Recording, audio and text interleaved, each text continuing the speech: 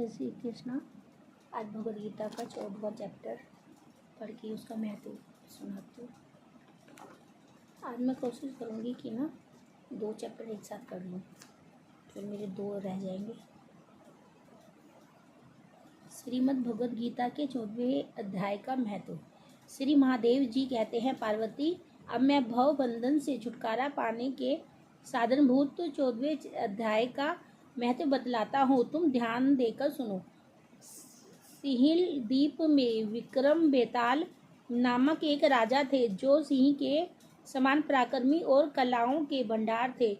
एक दिन वे शिकार खेलने के लिए उत्सुक होकर राजकुमार सहित 2 कुतियों को साथ लिए वन में गए। वहां पहुंचने पर उन्होंने तीव्र गति से भागते हुए खरगोश के पीछे अपनी कुतिया छोड़ दी। उस समय सब प्राणियों के देखते देखते खरगोश इस प्रकार भागने लगा मानो कहीं उड़ गया हो। दौड़ते दौड़ते बहुत थक जाने के कारण वह एक बड़ी खदाक गहरे गड्ढे में गिर पड़ा।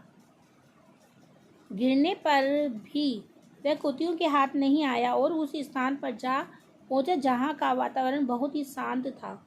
वहां हरिण निर्भय होकर सब और वृक्षों की छाया में बैठे रहते थे। बंदर भी अपने आप टूट कर गिरे हुए नारियल के फलों और पके हुए आमों से पूर्ण तृप्त रहते थे। वहाँ सिंह हाथी के बच्चों के साथ खेलते और सांप निडर होकर मोर की पंखों में घुस जाते थे।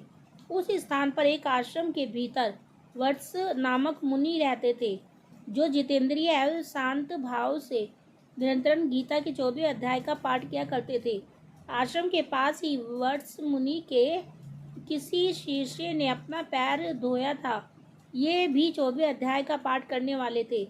उसके जल से वहां की मिट्टी गीली हो गई थी। खरगोश का जीवन कुछ श्रेष्ठ था। वह हाफता हुआ आकर उसी कीचड़ में गिर पड़ा। उसके स्पर्श मात्र से ही खरगोश दिव्य विमान पर बैठकर स्वर्गलोक को चला गया। फिर कुतिया भी उसका पीछा करती हुई आई। वहां उसके शरीर में भी कुछ कीचड़ के छींटे लग गए। फिर भूख प्यास की पीड़ा से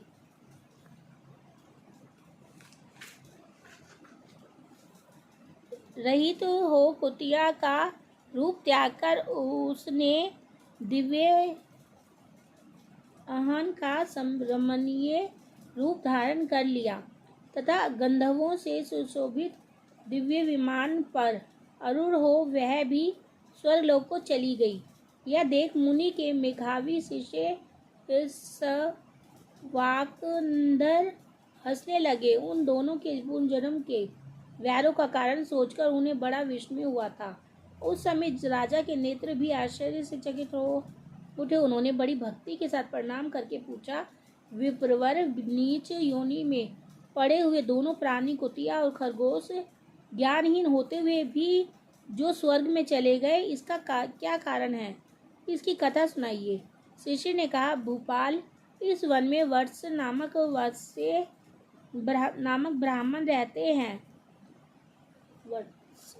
वे बड़े जितेंद्रिय महात्मा है। गीता के 14वें अध्याय का सदा जप किया करते हैं। मैं उन्हीं का शिष्य हूँ। मैंने भी ब्रह्म विद्या में विशेषज्ञता प्राप्त की है।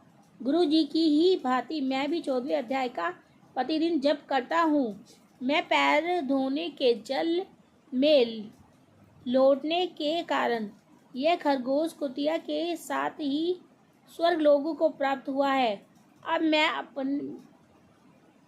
मेरे पैर धोने के जल में लौटने के कारण यह खरगोश कुतिया के साथ ही स्वर्गलोक को प्राप्त हुआ है। वो जो खरगोश और कुत्ता जिसके कीचड़ के छींटे लगे ना, वही खुद अपने मुंह से बता रहे। अब मैं अपने हंसने का कारण बताता हूँ। महाराष्ट्र में पत्युदक नामक महान नगर है। वहाँ केशव नाम का एक ब्राह्मण रहता था, जो कपटी मनुष्यों में अग्रगण्य था। उसकी स्त्री का नाम विलोभना था।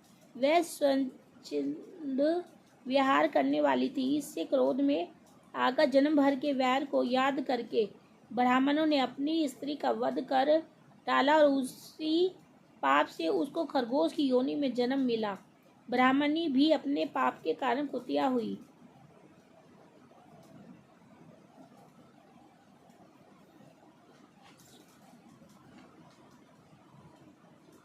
श्री महादेव जी कहते हैं, यह सारी कथा सुनकर श्रद्धालु राजा ने गीता के 14वें अध्याय का पाठ आरंभ कर दिया। इससे उन्हें परम गति की प्राप्ति हुई।